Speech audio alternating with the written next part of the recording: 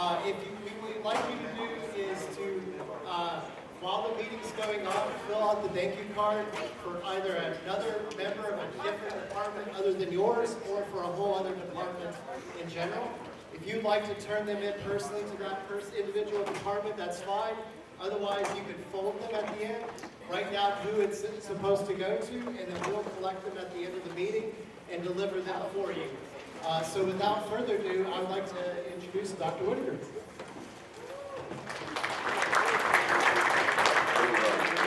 Okay, I echo that with a good morning. And we normally do introductions for our new members to our family. And we ask you your name and what department you're in and where you arrived to us from. I think I'm just going to ask you to stand up, and if you would, just come on up front, and we'll just do it from up front instead of going around. Come, give them a big hand.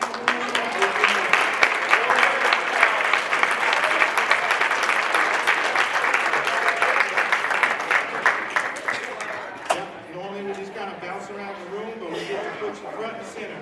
And everybody, I want to give a shout out to the Campus Center, because most of you may not know, some of you may. Well, we're, how many days, Stephen? 2 more. 2 days from a multi-million-dollar project in transforming the Campus Center ballroom for sound, AV, technology. So what you see now is our backup system and backup projector, and we've been working with it. Okay, if you don't mind, just come on over and start out with your name and where you come from and what department you're working in and what you do, because the cord won't reach all the way down there.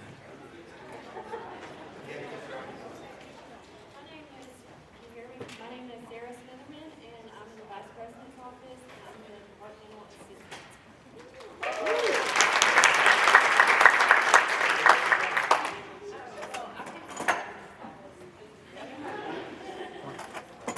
We just need to say that. Okay, come on down. Good morning, everyone. My name is Cameron Moore. I work in new student programs, and I am dual enrollment coordinator, and I came from the College of Education.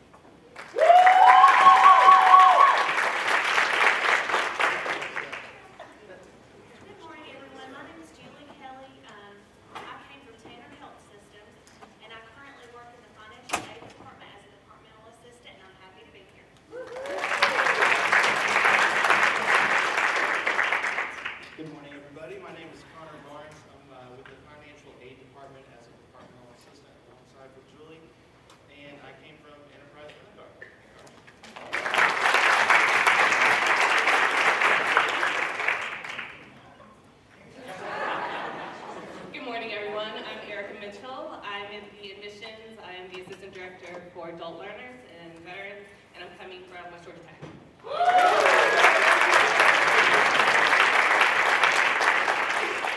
Okay, I want to be brief, but I want to, because I don't want our schedule to get behind. Thank you for your patience to let me insert this in. But I want to give our division an update in regards to the budget. And I want you to hear it directly from me, and then you can also ask our other leadership team, Dr. Jordan and Dr. Adams. But I want you to, literally, if a question comes in mind, please ask.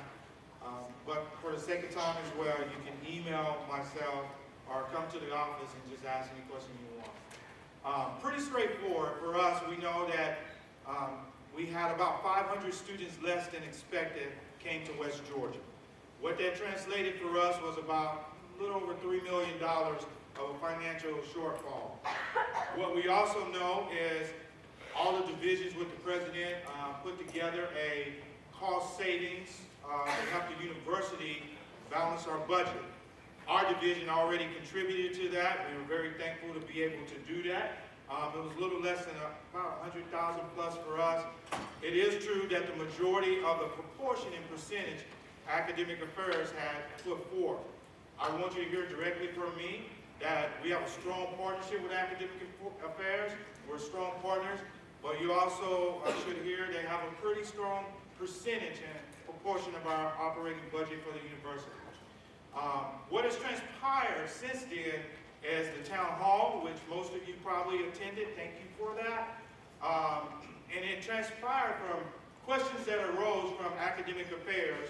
Our provost putting forth what is a normal procedure, which is non-renewal notices to certain faculty about the next year on whether or not the university will exercise the right for continuing that role and that appointment for teaching as a faculty.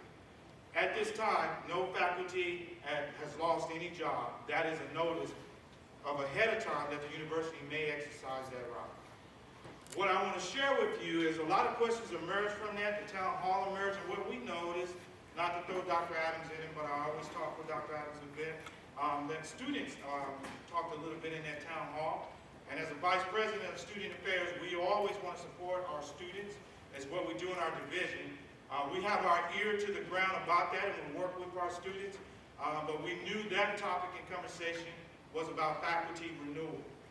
What I want you to hear from me is, what do we know is coming for our division? Well, I've been in meetings every day since, for a couple hours a day. What I expect is what we've already been doing. We've kind of been preparing for this for about a year. Our division, we've already worked through, some departments have had positions that have gone from 4 to 2.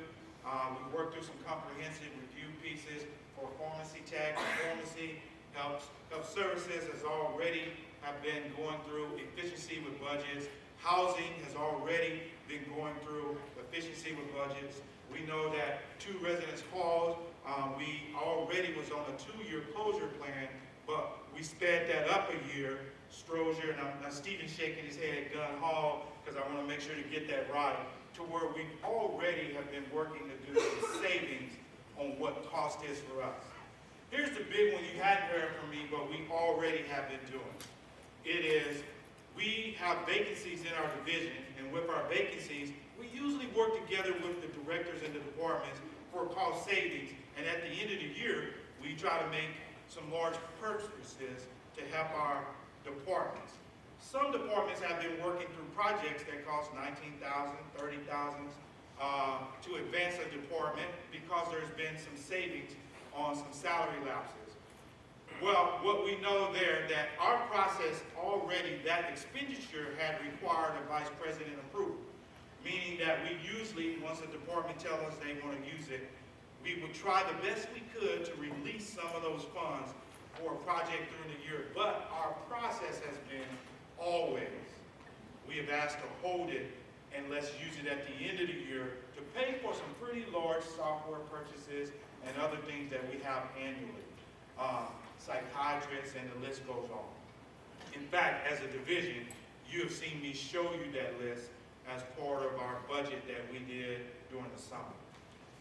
What I want you to hear directly from me, from the town hall to this point and other meetings from our university system and with the president's office, there appears that there may be not a hiring freeze, but could be a chill to where positions that are open, we want to critically think about from the cabinet and vice president level, what are critical hires. What that means to you is really what we already do. You will work with your directors in your department. Your directors will work with the AVPs and Dean, Dr. Adams, Dr. Jordan, and Ms. Anne-Marie Reed. And that approval will come to the vice president's office where there will be an approval to make any future hires within our division. What I want you to hear directly from me is, I already know that the positions that are in our division, I plan to take forward as essential hires for approval. What that means is that I give those approvals. There's a list of it. I'll share that with the president and the other VPs, and I fully plan that we will move forward with positions in our division that need hiring. I can already tell you, without me going too much into details, from an associate director and student involvement to an assistant director in fraternity and sorority life to positions in housing and counseling, they're all needed. So I fully plan that we execute that. Also in admissions and financial aid. Now when there are positions that comes up that may need some talking through, I'm going to ask you, please have patience as we work through it. What it really may mean is we have a little more steps in our process. That's as much as I know at this point, that I thought that it was expedient for me to get that to you, to hear from your vice president right away. I want you to hear it directly from me, and I'll end with this. I am thankful for you. We need you. We're going to do what we do best, and why we're one of the best divisions, not only in the state of Georgia, but I think in the Southeast. I'm going to reiterate, there's a reason why Clemson inquires about our program. There's a reason why Ohio State came to visit us just 2 years ago. And there's a reason why Tennessee visited us this year. We're good. We have talented people. And the most important that I'm proud about, we have you, and we care deeply about the success of our students. What I think you need to hear most important is that I personally feel like this is the right time and right place for my life. I have worked 25 years to get here. I've been a vice president 3 times. Now that we have a challenge that's before us, I want you to know and hear directly from me. I feel especially equipped to be able to serve you in this way. I think that you do need a leader that needs to communicate that although we will go through budget adjustments, we do not need to sacrifice any care and support for our student services at the highest level. Now that I talked a bit about me, I'll say the most important piece. You need to hear from me that our admissions, our enrollment team, led by Dr. Jordan and Dr. Borlow, and financial aid with Leanne, I believe is one of the highest quality in the state of Georgia. There's a reason that our system office asked for Dr. Borlow to come help other schools. It's because West Georgia not only has had record enrollment for the last 5 years, not many of our other schools can say that. We can. Now that we're in a time where we're having to adjust, okay, we got this. What you need to hear is that for 3 years, our traditional undergrad market has declined. It's been our grad program that has carried us along for record growth. Well, this year, our grad program couldn't carry all of the load. With online enrollment and traditional undergrads decreasing, not only at our school, but at other schools, we have had an overall total decline in our enrollment. But we will sustain. What you will know from me is that I'm aware of it. Dr. Jordan and I are rolling up our sleeves to solve it. And you hear directly from me that I know about the problem. Last year was 13 schools and we were not one of them. This year is 15 University System of Georgia schools who had a decline in total student enrollment percentage. Of that list of 15, close to 70% of them have a higher percentage. We're at negative 3.5. 67 or more have a higher percentage than we do. What that really means, if you think we have concerns, there's a lot of schools in Georgia that are working through some concerns. The difference for us is, I know they're going to succeed, but for us, we will too. We work well together, collaborate. Thank you so much, everybody, for letting me take that time to tell you. I'm sorry that was about 2 to 3 minutes of some pretty serious stuff, but from my heart, I'm glad that I'm able to share that with you, and my heart won't miss a beat because we got this. Let's give Enrollment a big hand.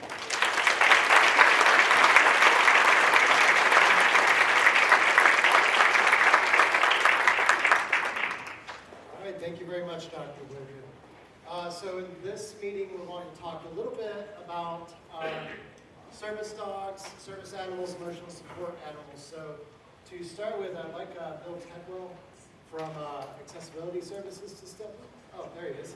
Right there. Can you talk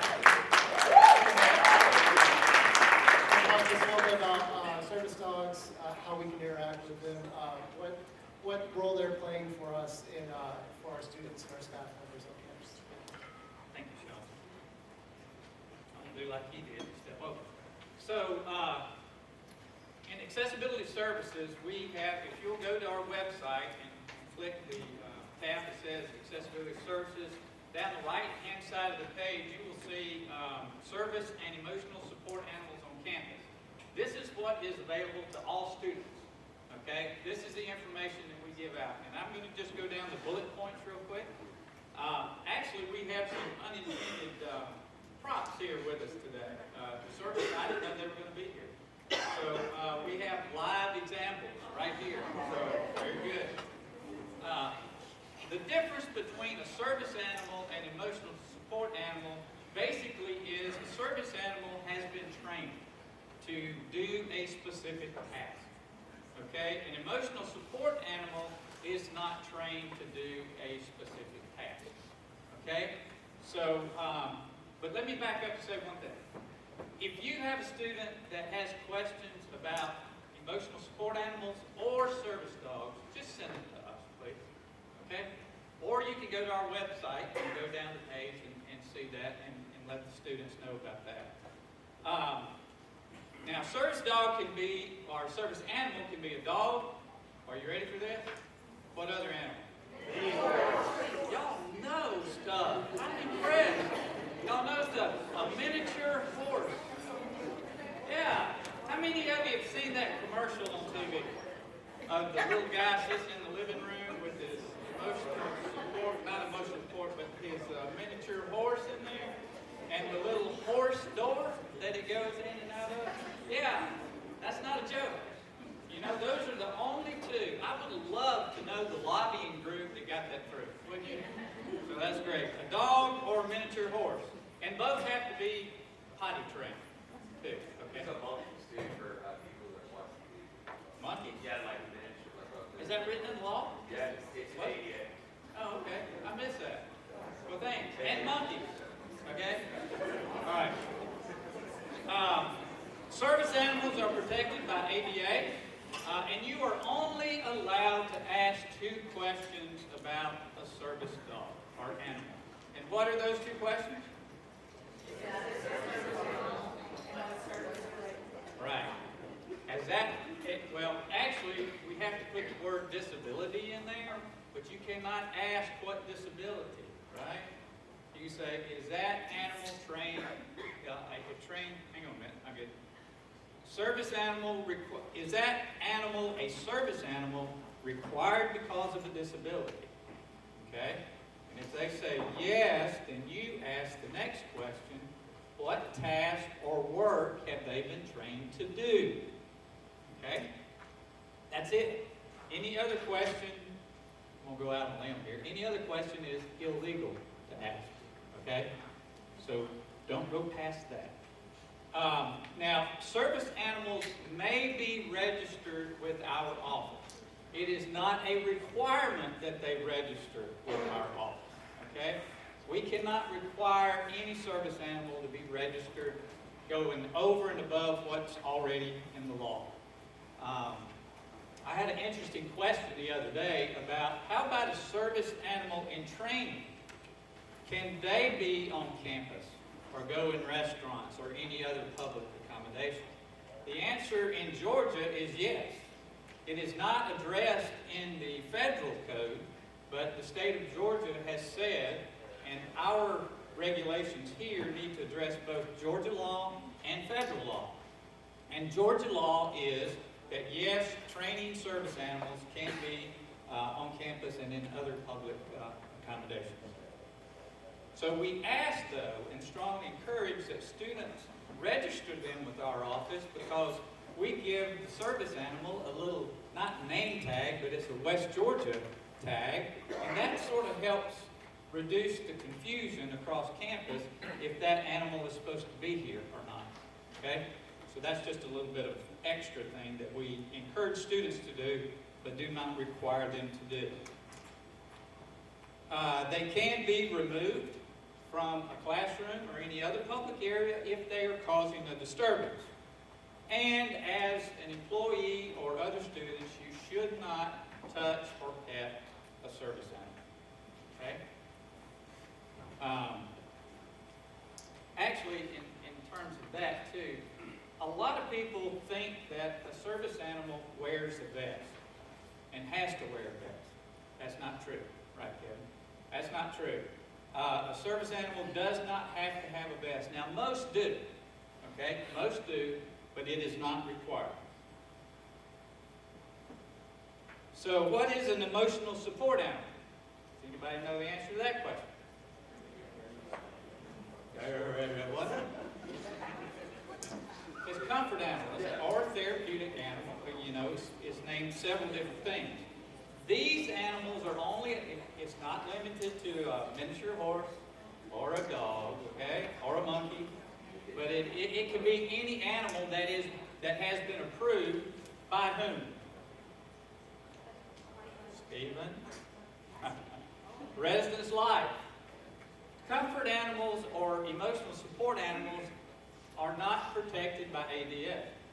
They are protected by the Fair Housing Act, however, and they are only allowed in residence halls. They cannot go to class, they cannot go to dining hall with their owners, okay? And I already said that too. So, all right. Now, emotional support animals do need documentation from a medical professional, okay?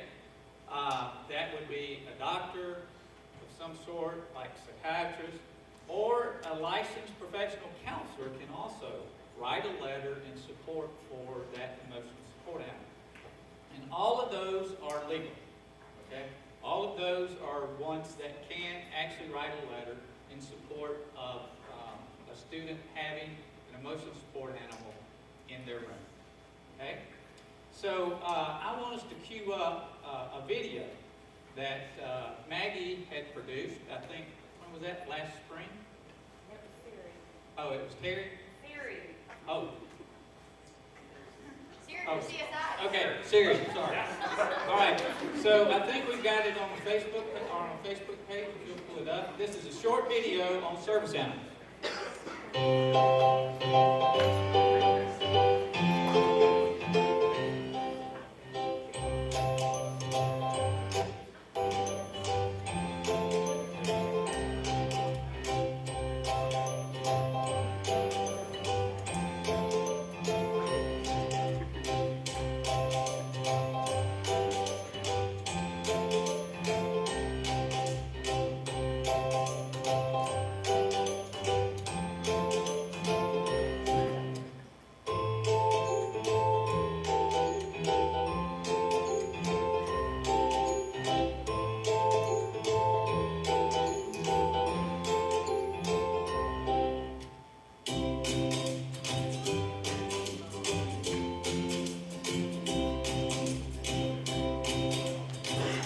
Excellent job, Siri.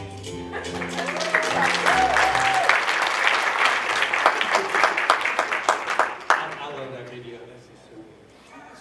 I want to introduce our accessibility services staff. Ingrid Richardson, where are you?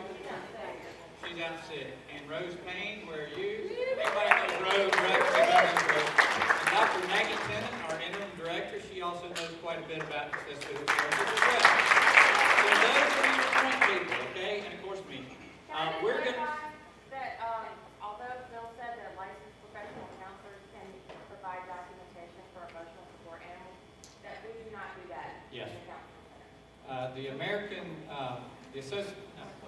ACA, American Counseling Association has given a directive that unless you have special training in animal-assisted therapy, it's probably not a good idea for you to put your license on the line. So we do not write those letters, so please don't send your students to us and say, go to the counseling center, they write you a letter, and you can have your support. Can I say that again? Do not. Maybe not. Do not send your students to us for that letter, okay? Thank you. So we're going to hang out. Rose and I and maybe Maggie are going to hang out in a little while after the meeting. So if you have any questions, please let us know. Yes? What if I go online, register my animal, and print myself a certificate? You're going to lose money. It's a scam. Okay? So you can do that if you want to. But yeah, most of those certified websites, it's, you know, they take your money and laugh while they're doing it because you don't need that. okay? You just don't need that for service animal or emotional support. So don't do that and tell your students not to do that, okay? Good question, board. Thank you. All right. Thank you very much, Paul. Thank you for Accessibility Services. So at this time, what we'd like to do is bring up Healing for Heroes. This is a community partner that we've had. They do wonderful work for veterans. This is Veterans Week, Veterans Day this week, and we have Hero Wellness Week going on. If you want to, you can just come up on stage. If you want to.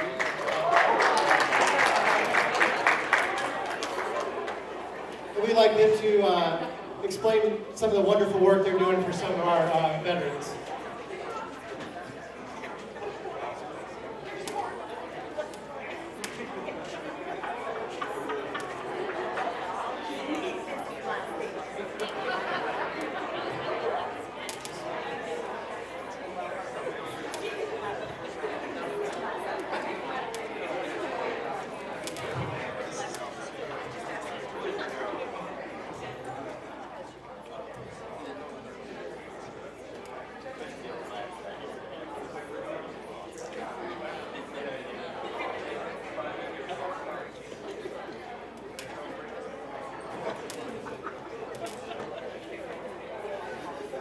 Hi, thank you so much for having us.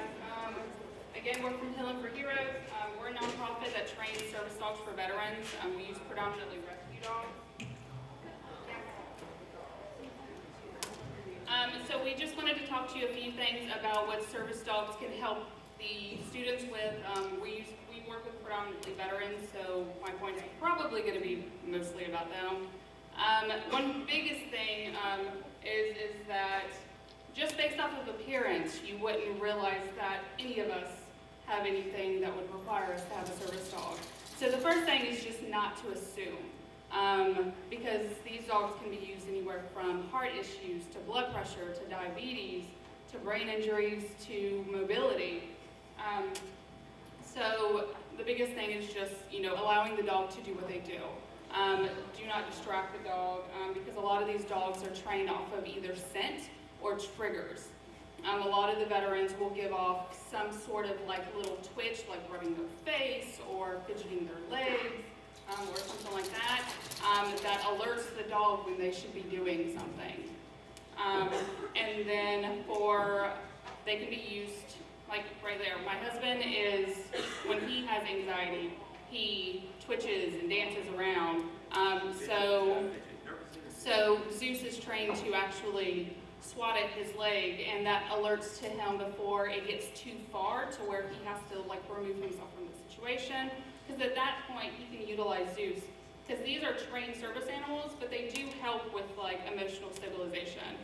It's medically proven that if you pet a dog, that it will lower your heart rate and lower your anxiety. Along with that, he's also trained to fetch stuff and retrieve stuff so that he doesn't have to bend over.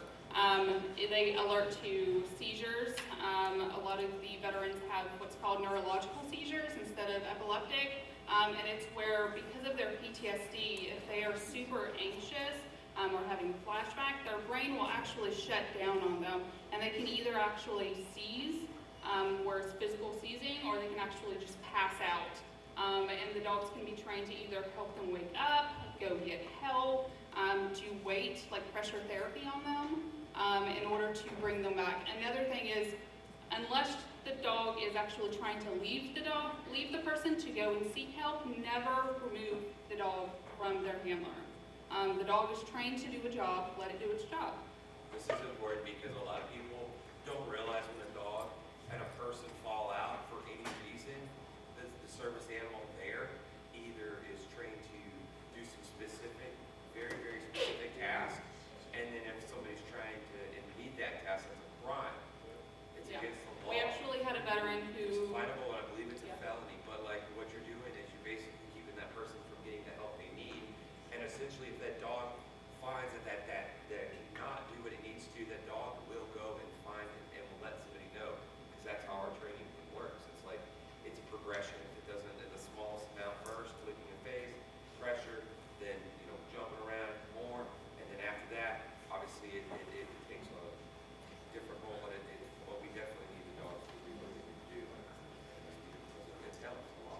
But having a service dog has changed my husband's life tremendously.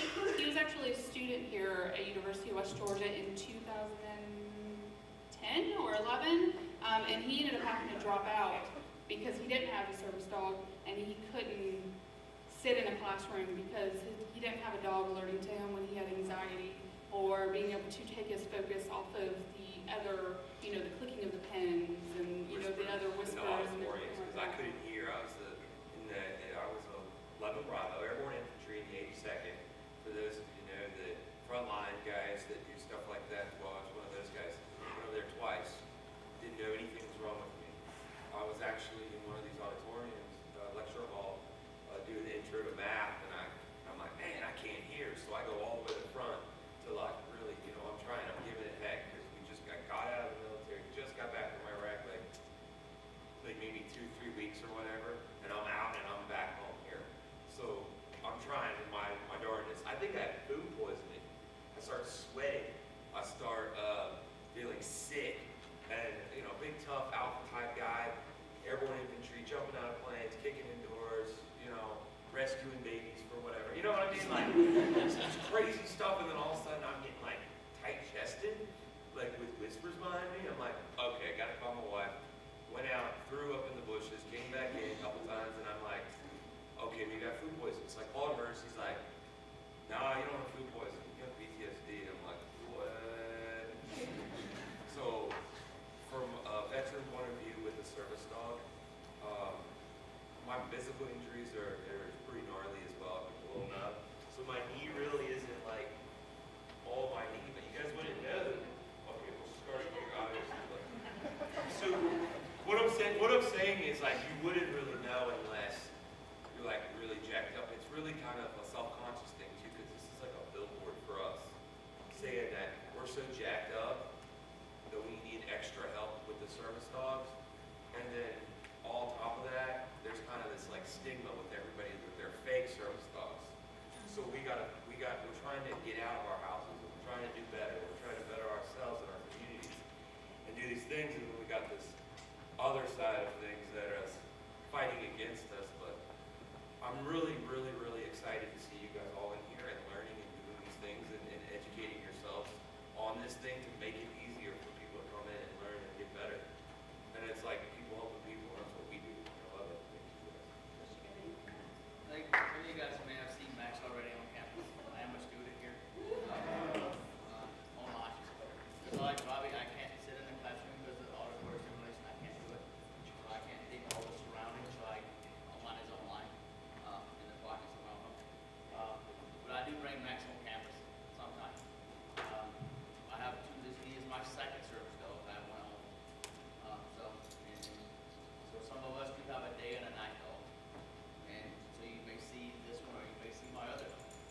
It's substitution if something happens to their one. Right, so I have one for neurological and I have one for mobility. So if you look at me, you can't tell. Some here know my story, like Annie knows, and Justine know what my story is. But I think last year's student panel it's a stigma. Everybody says, oh my God, look at this dog, let's go bum rush the dog. Just ignore us and let us go on about our business. Because we're just here trying to do our own thing too. And I totally agree with what you guys were saying too. Like, if the dog's being disruptive and you could tell, that's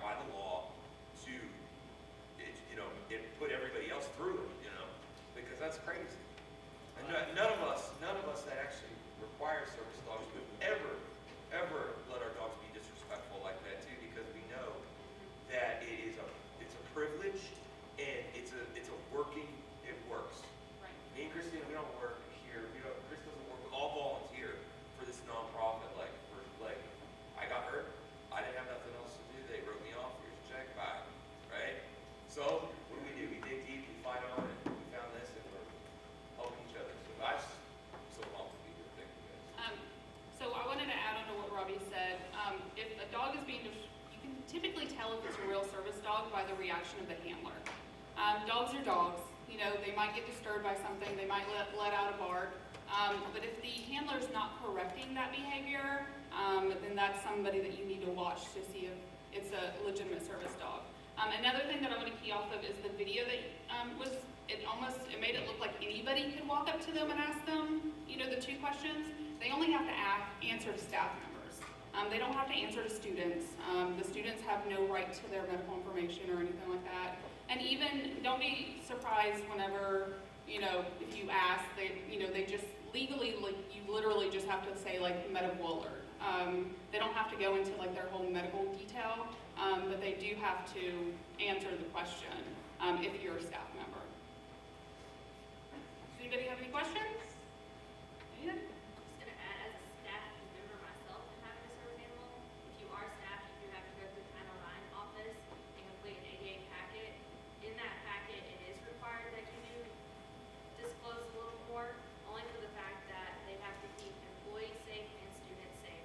So you need to be on top of it, but also as a student, it is kind of annoying, like yesterday I had 2 people didn't even ask me to try to pet my dog, but it's not like that. It's not just a pet, it's a service animal.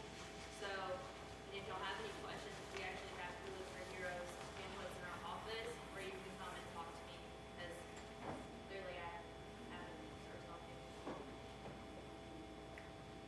Seriously, no questions? This is a really big room, but we have no questions. What's up? I don't know if it's appropriate for the whole audience or not, but, are there, is there support from anyone, the VA or anybody like that, to help offset the cost of having an animal in your home? So the VA, if you go through like one of their like accredited, but they only do 600 in the United States a year. So it's not, I was going to say, they're not really. Literally no. Just since we live in Atlanta, we have Yeah. the worst VA in the country. That's why our job been good for years is so important, because everybody falls through the cracks. I fell through the cracks. Right. I got help in Chicago. I had to go to another state for 3 weeks to go through some PTSD just to come back from where I was, because our Atlanta VA is not there. And I was just there yesterday, you guys, and it's horrible. So Some of the local veterinarians, if you let them know that they're a service animal, they'll give you a discounted rate on like heartworm treatment and flea stuff, but there's no actual. you can write it off on your taxes. Can you say how much it costs? Can you tell them how much it costs to like training on the service? So we donate all of our stuff, so none of our veterans actually have to pay. But to actually get a fully trained service dog, it costs up to around $60,000. We require 800 hours of log training, videos, our classes that you go to, which is all free to our veterans and first responders and families. But so it's free because of what we do is basically fundraise. You know, but otherwise it would be astronomical. And we have a trainer, we have a trainer that like really understands dog behavior. So we're able to take a lot of rescues, and we rescue the dogs, pay for them, and then the vets are rescued. The vets are rescuing the dogs are rescuing the veterans, and we're driving on. I love it. It takes a good 6 to 8 months to really like do like the basic training for a service dog, but a service dog has never done training.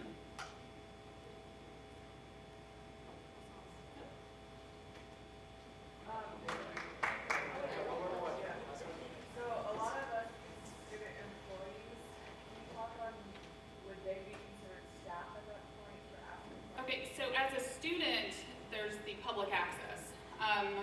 So as a student, you would fall under the ADA laws. As a employee, you would need to register with your HR department because there's a little bit more, because at that point, you're asking for a Accommodation. disability accommodation to make a change to their no dogs policy. Sorry, I meant, For SAs, they need to go into career services and who they go through for their jobs, just to be safe, but technically, they only have to go through accessibility. Or am I wrong? Lauren is asking about can student employees ask the questions? And in their role as student employees, they can. yes. We were confused, sorry. Sorry. I'm thinking about your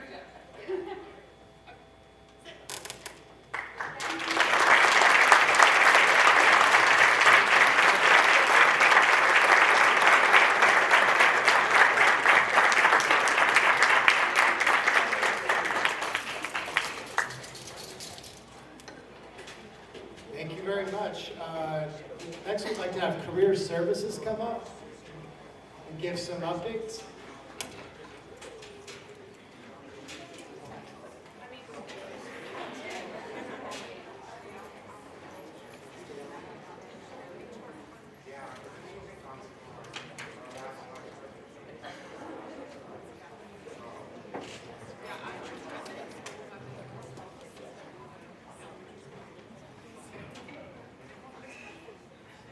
All right, good morning, everyone. Several things. My name is Ian Houston. I'm the career coach at Career Services, and we're just going to give you some updates on some new initiatives we have going on and some successes that we've had, at least this semester, but throughout the summer and going forward. What's new for you and your students? How can you support your students in engaging in career services and the programming that we're going to be using tonight? So, learning outcomes, you're going to learn about the Career Services Badge Program, how you can support students as they develop their skills using the Badge Program. You're going to learn about our new Career Services Navigators, which are our guidebooks. You see those on the table. Jessica will mention that shortly.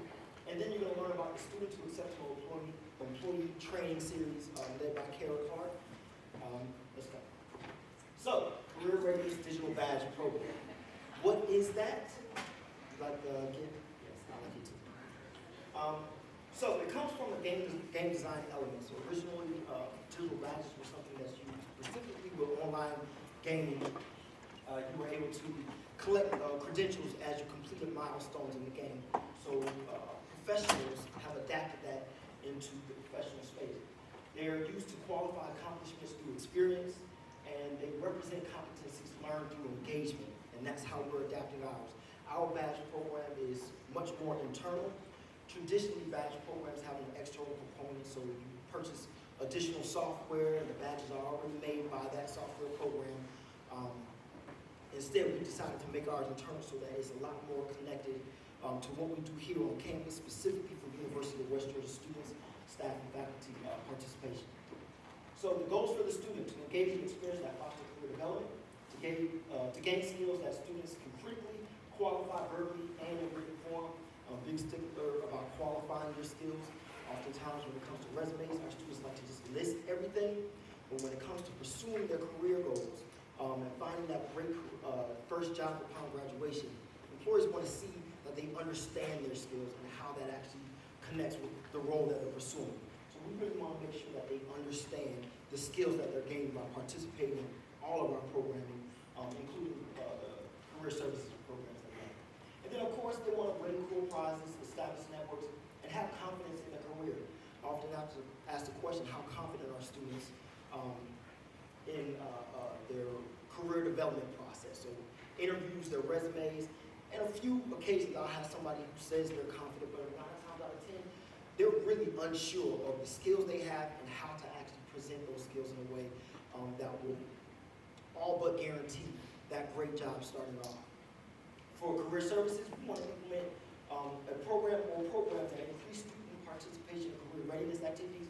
So workshops, even though that's not students' favorite word, training sessions and other engagement activities.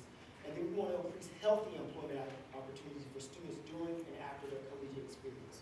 So we're also thinking about what they're doing now. It's not just after graduation you can gain these skills or use these skills. So how to everything involving WolfWorks. WolfWorks is the platform that we use for employment opportunities, internship opportunities, and it's also what we're going to be using for our badge program. You visit our site at westga.edu/career services. Students can click on apply for jobs and choose the off-campus link, and it will take you to our WolfWorks page, and I'll show you what all that looks like shortly. You log into WolfWorks, students are automatically registered for WolfWorks. They do not have to go and find a new registration, create a new username or anything like that. All they have to do is use their credentials, the traditional UWG credentials, sign in, and then they'll take them through a little process where they just confirm some information. And we're actually in the process of kind of seeing if we can circumnavigate that, because we also know that the more steps you add, the less likely students are to continue pursuing that. And then you want to build your profile. I often tell students, WolfWorks is like the University of West Georgia's own personal LinkedIn. Employers who are tapped into WolfWorks know they're targeting UWG students. So that minimizes competition competition, which is a great thing for our students. So build your profile, take a professional selfie, whatever it is, get your professional headshots done. We do work with UCM to create those opportunities, and they can start building their profile. So it includes education experience, projects. You can attach your LinkedIn and your Facebook. You definitely want to upload an approved resume. So what that means is you upload your resume, and we'll review your resume and let you know what things you need to adjust. Or if it's great already, we go ahead and tell you that's approved, and then you can publish your profile. That means employers now have access to your Workforce account. They can see your skills, and they can reach out to you if they want to, or if you apply for a job or something along those lines, you now have access to the employment opportunities. And then you want to start your career path, tap into resources, go to the pathways, and then you go to wolfways. I like to use everything related to wolves because we are wolves. Excuse me. So all of anything that I create or I participate in usually is connected with UWG Wolves content. So I call it Wolfways. And this is what the login page for your Wolfworks account looks like. Simple page, you sign in, username and password. This is how you navigate the portal. When you first get in there, you'll come up on this page where it says other career fairs. That's usually going to showcase where all of the events that we have coming up are posted. It's a rolling screen, so all the events, the next 5 events, I believe, will scroll past and be able to see that information. And then also you can tailor your Wolfworks page, or students can tailor their Wolfworks page to their career interest or their major. Down at the bottom, yes, that's talking about all the job opportunities. And then on the left-hand side, where that arrow is, you see profile. That's where students create their profile. That's mine. That's that handsome fellow up there. So you have a personal statement, often considered much a career profile on your resume. You can add that piece, your education and your experiences, projects that you've engaged in, and then you can actually add your skills that you feel you have. Your education information is already included in there. It pulls it from one of our other systems. And then that little red button says publish. So once your resume is approved, you can publish your profile. So more steps, I know. Here is how you get to the Wolfways Pathway program. You go to resources on that left-hand search bar, click on Pathways, and then it'll open up and you'll see Wolfways set up in there. Only undergraduate students are eligible for the Wolfways program. And so it actually gives you an About Me section to tell you about what the program is designed to do, the types of engagement that you can participate in. And then it breaks it down into levels. So we broke down our badge program into bronze, silver, gold, and platinum levels. The more you pursue your levels, the more intensive, the more intentional the expectations are. So for bronze level, all you need to do is have an approved resume, you set up your profile, and you participate in one career services workshop training every day. That's it, and you've achieved your bronze level. You want to make it simple and inviting. And then you have the silver level, again, very short to the point, but at the silver level, that's when you start adding optional events that you can attend. So you don't have to attend everything. This is actually a little bit longer, but you don't have to necessarily attend everything. But we want to add options as you start to build this habit of participating and engaging in career services. So we know students are going to feel like this is going to take forever. This is a lot. It really is important for us to encourage our students to participate in this. I tell my students, day 1 on college is day 1 of your professional development. Everything that you participate in and engage in, if you approach it critically, if you're intentional about it, can be something that you can include on your resume, something that you can discuss in an interview, and showcase and attach it to a skill that you attain. So now, talking about skills, and these are our badges. Our badges are attached to what are called the NACE competencies. We're associated with the National Association of Colleges and Employers, and they've come up with 8 competencies that employers have agreed on are the most important for new college graduates. And so we design all of our badging programs and all of our workshops and training sessions around those competencies. So things like critical thinking, written and oral communication, teamwork and collaboration, digital literacy, global and intercultural fluency, all of those things. And you can simply Google, you can go to our site and check those out. But we have more than 50 badges. So we wanted to make this something where it wasn't limited and students didn't feel like they had to just make it through 3. We wanted to make it something that was progressive, that you could participate and give you a variety of opportunities. Once you reach the platinum level, that's really when you start taking ownership of your own development, your own programming. So we really want to encourage students to take control of their education as well as their careers. We're going to work with you throughout that process. We're going to guide you and offer resources and all of that good stuff, but we wanted to make sure that you had options. Okay, and that is it for me.